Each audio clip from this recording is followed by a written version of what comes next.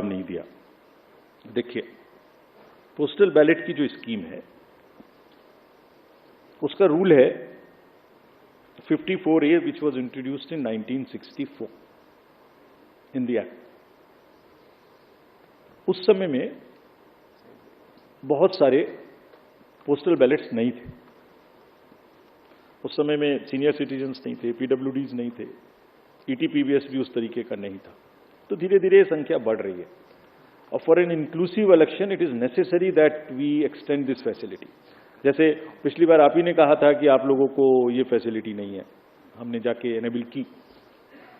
सबको मिलनी चाहिए, एसेंशियल सर्विसेज वालों को मिलनी चाहिए। लोग कहते हैं हमसे हमें वोट देने का अधिकार क्यों नहीं, नर्सेज, डॉक्टर्स, बहुत जगह से बात आती है। हम वी आर ट्राइंग, हमने तो रिमोट वोटिंग में जो लोग घर से बाहर चले गए उन तक के लिए प्रयास करने की कोशिश की थी, जो अभी समय नहीं आया।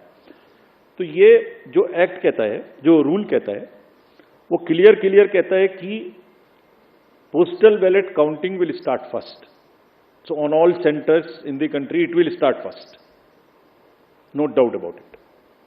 After only half an hour would start the EVM counting. So there are 3 countings which are happening simultaneously, and it is happening.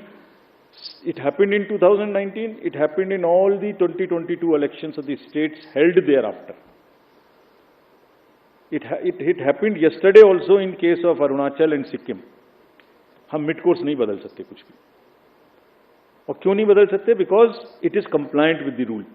क्या कहता है कि तीनों स्टार्ट होंगी और उसके बाद निर्विरोध तरीके से लास्ट तक कंटिन्यू करेंगी।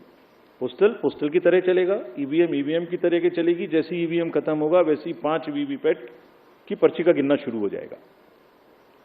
और आप लोगों की जनरल जानकारी के लिए, almost majority of the booths में पोस्टल बैलेट की संख्या कम है, तो वो वैसे ही ऑटोमेटिक पहले खत्म हो जाएगा। It will continue like this. This is what I wanted to से।